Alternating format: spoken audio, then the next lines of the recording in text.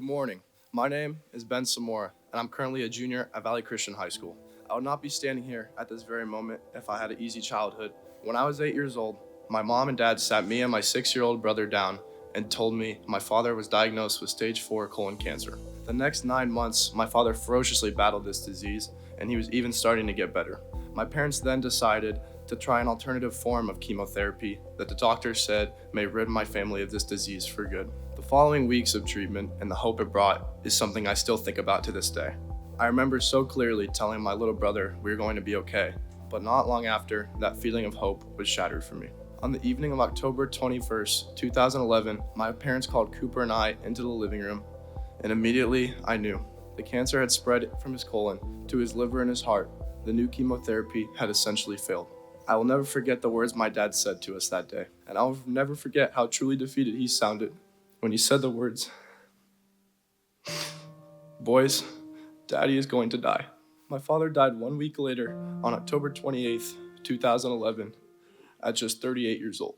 I didn't believe in God, and I just found myself repeatedly wondering why bad things happen to good people. I went to numerous grief camps where we all had to share our stories, and I was so depressed that I would mentally shut down whenever my dad came up in a conversation. I lost my dad at the age where a father figure is needed the most. For 6 years, I tried to ignore what had happened in my life instead of using it to build my character.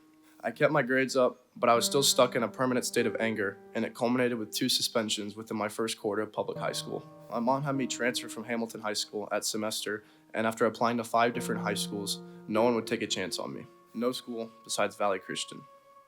And I'm proud to say Valley has changed me for the better, as I have no misconducts, and I firmly believe this is because of this school and the opportunity to be involved in so many things, including athletics. There have been a few people at Valley who help me daily to become the person that God wants me to be, and I've always known I could be. First is my best friend, Justin Stinson, who included me in his friend group from the very first day.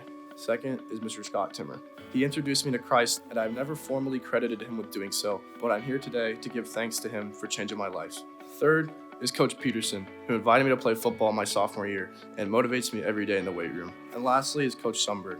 Before he even knew my story, he always asked about my day, how school was, and I cherished that because he cared about me without knowing my past, and I knew it was genuine. I don't know where I would be today without Valley Christian and without these athletics. So I'm forever grateful for the people who run this school and this football program and what they have done for me. I firmly believe this school changes lives.